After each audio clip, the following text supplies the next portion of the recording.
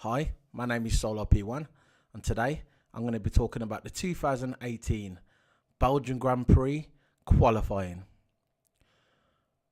Before I start talking about this qualifying, I'm going to get into these Sky commentators, Sky Sports F1 commentators, and how biased they are against Lewis Hamilton. They've been biased from the beginning of the season, and they still continue to talk shit. You would have thought the summer break, the 4-week summer break, would have chilled them out a bit. Obviously, there was with the families on holiday. I don't know where there was. But you would have thought the 4-week break would have chilled them out. They would have came back after the 4-week break and, you know what, start like speaking less negative about Lewis Hamilton. But they still continue to chat shit. They just can't help themselves. At the beginning of this Belgian Grand Prix, as soon as it started, it was going, oh, Ferrari's got these new upgrades, which they have. Mercedes have got new upgrades as well, but they didn't really talk about them. It was all about Ferrari's upgrades.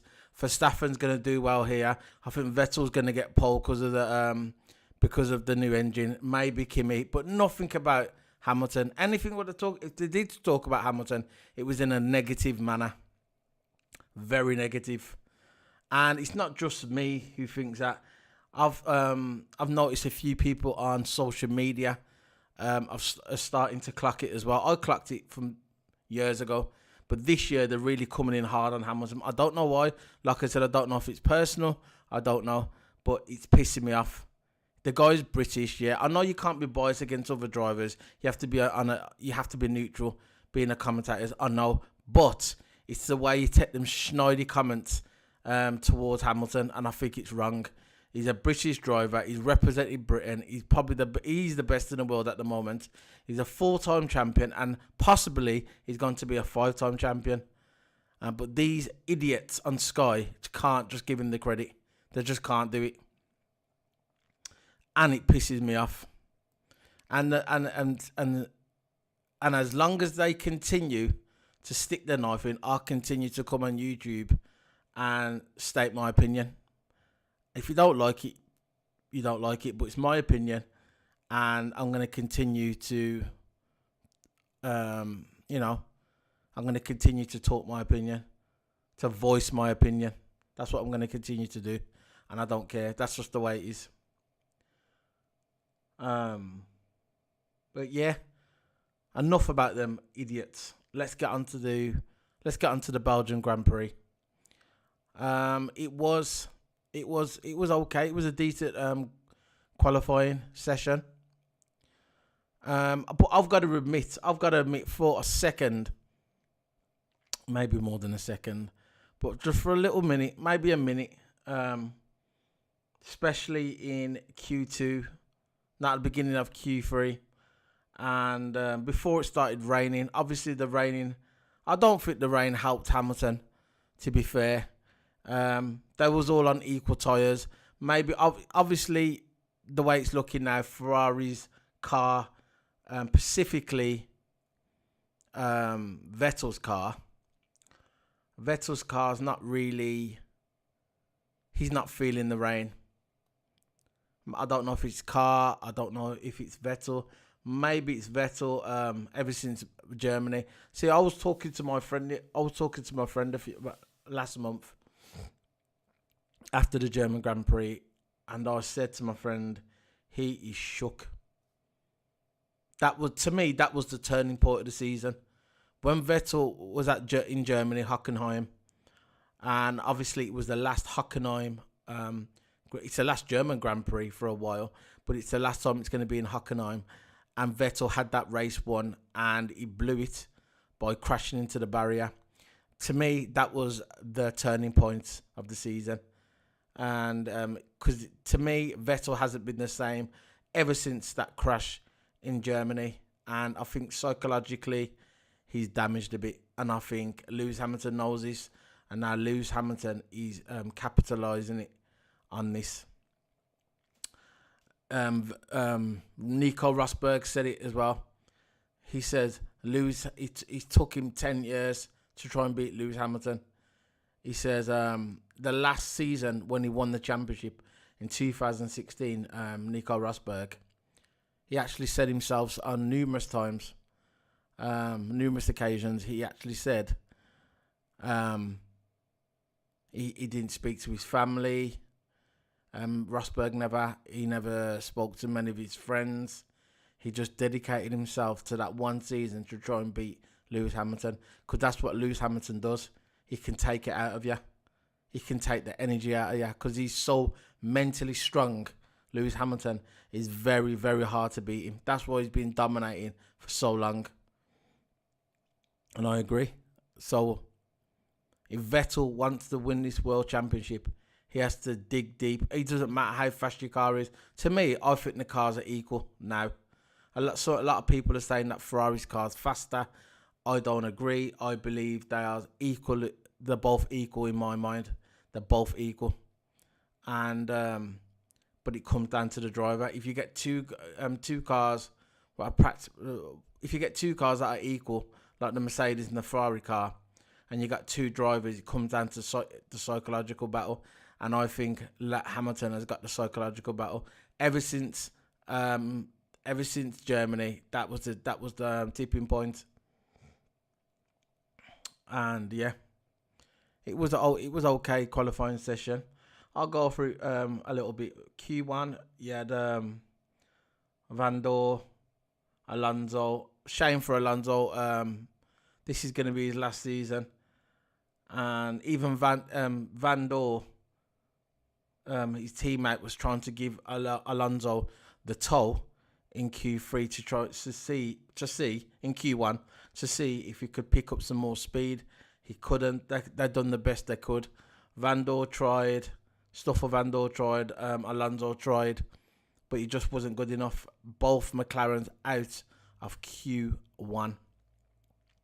Very disappointed. There's nothing else he could do. No, Alonso couldn't do nothing. Carlos Sainz was out as well. No, he was struggling for grip. He was struggling for grip through the entire session. I'm not sure if it's the traction control. I don't know. But obviously the garage will be looking at it tonight. They're probably ain't going to get no sleep. Renault. They'll be looking at that car tonight. And they probably want to know why the car was struggling for grip. Because I saw it. I was watching it. And he was struggling. It was like he was driving on ice. And in Q2, Hartley was out of Q2. Gasly was out as well. Charles Leclerc was out too. That was surprising for me because he's supposed to be the next big thing. That's what the Sky commentators can't stop talking about. It's either him or Verstappen. Martin Brundle, right? He thinks Verstappen's his son. The way he goes on, the way he goes, Verstappen, or hope Verstappen does well. Hope Verstappen does this. I hope Verstappen gets Q1. I mean P1. I hope Verstappen wins this race. Oh, this is Red Bull's race. This is he never ever talked about Ricardo that way. Never. It was always about Verstappen. But anyway, Hartley was out in Q2. He was having problems with his car. Yeah, actually, he had a decent lap. He was trying to get into Q3, trying his best. I got to give it him. I got to take my hat off to him, to Brendan Hartley. He was having a good lap, but all of a sudden, just at the end, they were saying his brake wire went in his car. I'm not so sure. I don't know. That's what the Sky commentators were saying. Maybe his brake wire was gone. But obviously down the line, we're going to find out what really happened. We don't know. So that was it, yeah. The Q2, you had Gasly, Leclerc, Hülkenberg, Ericsson, and Hartley out. Now on to Q3, which was more interesting, a little bit more interesting. Bottas, soon as the session started, even though Bottas is not going to qualify in the top 4 because Bottas he has to stand back. He has to start 8th or 10th, is it? 10th place is back because of that incident he had with Vettel 4 weeks ago at Hungary. Oh yeah, so he took a penalty, so he has to start from 10 places back, so because he got a grid penalty. But it came out anyway to give Lewis Hamilton the toll, basically giving him that extra lap speed, and it was working at the beginning. Bottas was doing his job, trying to help his teammates to get the fastest lap. But as he was going through, where was it again? Belgium. That's one of the sections of the Belgian Grand Prix. Belgium. Bottas slipped. He was out. Not out of the qualifying. He's out the qualifying anyway, because it doesn't matter if he got P1. He's still going to start back in 10th place. But he slipped, so we couldn't give Hamilton the toll because the rain started coming down, and then the guys started bombing into the pits or putting on intermediates. And Force India, to their credit, when the rain started coming down, they tried to stay out and try and get a nice fast lap in because they were still on the super soft tyres. I think it was the super soft or soft tyres. But they come out, tried to get a fast lap in, but it was too much. They tried to gamble it, but there was no point. So they ran into the pits as well and put the inters on. So what I'm going to do now, basically at the last session, they all come out. And as the session was finished, Lewis Hamilton, he got P1. Everybody said it was going to be... actually, before I start getting on to who got P1, Ricciardo was having problems with his car and Kimi. To me, I thought Kimi was going to get P1 because Kimi was out lapping Vettel, to be fair. It was outlapping Vettel, and all of a sudden, his car loses petrol. Now, to me, that's a little bit suspicious. How can your car, right? How can your car lose petrol? They should have knew before he went out here that his car was going to lose petrol. That come on. That doesn't sound right to me. The car losing petrol. So no, sorry, it doesn't wash with me. And that's what happened. So Kimi was out the race. He couldn't do his last lap, so I think Kimi ended up in 6th place. I'm trying to find at the moment. Let's have a look.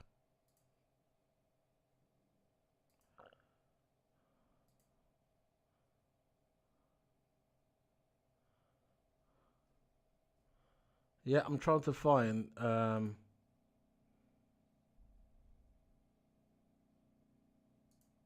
yeah, anyway. So basically, yeah, Ricciardo had a bad time as well. He was having car issues. It's funny how he's having car issues. Now they know he's leaving. I'm not putting I'm not putting nothing out there. I'm not trying to, I'm not trying to put any rumours out there, but it's just funny how now the last couple of races, because they must have knew before Hungary that he was going to leave, that Ricciardo was going to leave. And all of a sudden now his car's breaking down. He's having brake issues. He's having hydraulic issues. He's having suspension issues. It just sounded a bit suspicious to me. And it's funny how Verstappen's car is perfect, nothing wrong with it, and now Ricciardo's car, and he's playing up. But we're never gonna know really, unless Ricciardo one day brings out a book, and he can tell us the truth, what really happened. But to me, it's a bit suspect how Ricciardo's not getting no luck with his car, especially now. Obviously, they know he's leaving. The public, like I said, they probably knew before, and look at it now. It's just not right for a great. I hope he goes to Renault and shows his stuff and out qualifies Red Bull every time. I just hope that happens, for him, because he's a good driver, and he's having a bit of a bad luck at the moment. That's pretty much what Alonso said as well. Alonso said, "There's no point of me hanging around." He said, "For the past 4 or 5 years, it's just been one team winning. So that's the reason why I'm leaving. There's no point of hanging around." He said, "It's just time to say goodbye." Which I understand where he's coming from, But it's a shame that it has to go that way. Now, as I said, Lewis Hamilton got pole. And I'll show you here. See if I can bring it up on the computer. Let's have a look. There we go. Let's take this away. This frame.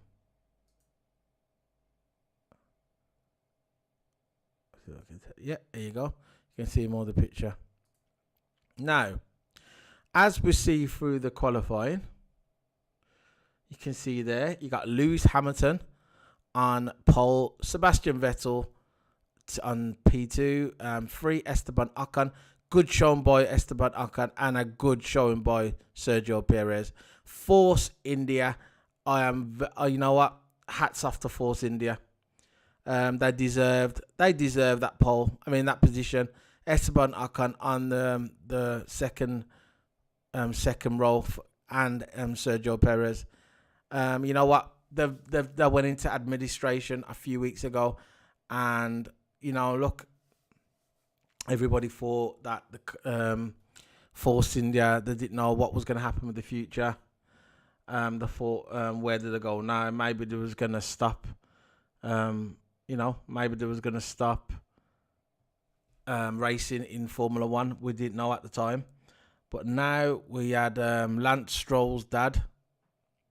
He came along and bailed them out, and look at them now. They're both third and fourth. And you know what? I can see good things for them in the future. Yeah, I can definitely see a good future for them. For Force India. So that's the final. That's the qualifying timesheet, the official one. Lewis Hamilton, Sebastian Vettel, Esteban Ocon, Sergio Perez, Roman Grosjean, Kimi Raikkonen in 6th place, 7th Max Verstappen, 8th Daniel Ricciardo, 9th Magnussen, 10th Valtteri Bottas. They're the ones who got knocked out in Q2 here. Pierre Gasly, Brendan Hartley, Charles Leclerc, Marcus Ericsson, Nico Hülkenberg, and Q1, like the usual names, got knocked out in Q1. Carlos Sainz, not usually Carlos Sainz, he's usually further up that way, but obviously he was having issues with his car, handling issues. And Fernando Alonso, shame about, you know what? So when Alonso first came into the F1, and look at him now, and it's sad that he has to leave on this note. One of the greatest drivers, Fernando Alonso. Maybe if he was with the right team, actually I know if he was with the right team, he would, he would have probably won another Grand Prix. Sergio Sorokin, Lance Stroll, and Stoffel Vandoorne all out. So that's it for that one. What else is going on? We've got the drivers standings, which we already know that already. We have, let's get this out of the way. Let's move that over there a bit. We have Lewis Hamilton, on 213, and Sebastian Vettel, 189.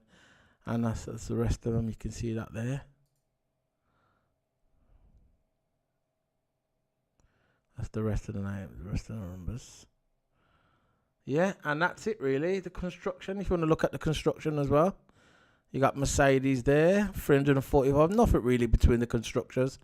There's 10 points really. That's nothing.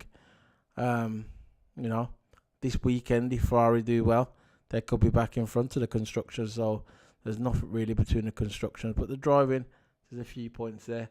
Put it this way. This is my opinion. Like I said, the turning point was Germany for me. And if Lewis Hamilton wins tomorrow, I don't know who's going to win tomorrow. Is anybody's... Listen, I've saw some races this year that guys shouldn't even be in that position, and they are. It's just luck. Sometimes you can have luck and it can just happen for you. Before you know, Perez could win tomorrow. You don't know. Anything can happen. Lewis Hamilton or Vettel could come out tomorrow, try and battle for the first position. They both could take each other out, like Rosberg and Hamilton done in 2016 at Spain. It can just happen that way, and that'll give Force India the chance, to get ahead. Anything can happen. But if this happens tomorrow, if Lewis Hamilton wins tomorrow and wins in Italy next, when's Italy now? Let's have a look where Italy is. See if I can bring it up here. It's next week. Next week, Italy. I'm not sure if it's next week or when's the next one. I don't know if it's next week. Let's have a look. See if I got it on here. Here we go. Here we go. Here we go. Yep. Next week it is Italy the 2nd. Right? If Lewis Hamilton wins tomorrow in the Belgian Grand Prix, right, and wins in Italy next week, for me, I think the title race is gone. I think Lewis Hamilton will win it.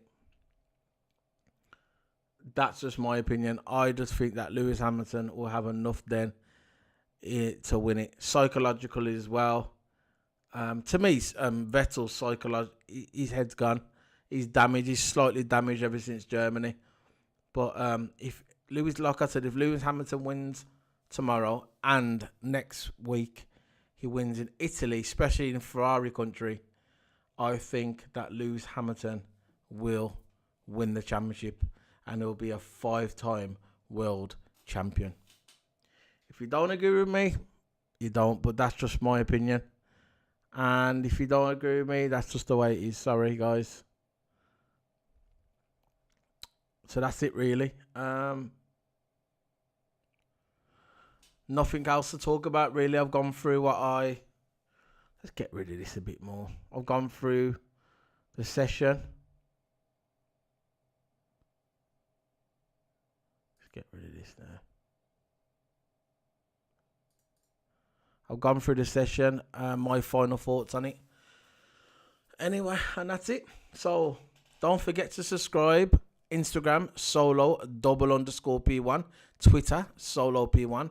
YouTube, solo_P1. And Twitch, solo_P1. I will be streaming F1 2018 in about 20 minutes. So when this video goes up, 20 minutes, as soon as it goes live, I will be streaming F1 2018. And I'm going to be doing the official season. I'll complete that, and then obviously after I'll do the career and the classic season in between. But I'm going to start off doing the official season. I don't know what car I'm going to pick. I might not pick the Mercedes because I picked Mercedes on the last year's game. I think I might go for McLaren, Alonso. As he's leaving this year, I'm going to be Alonso on the game. It's going to be probably the last time you're going to see him on the game. So I'm going to pick him for the 2018 F1 season on the F1 official game from Codemaster. So that's me gone. Solo P1 signing out. Bye.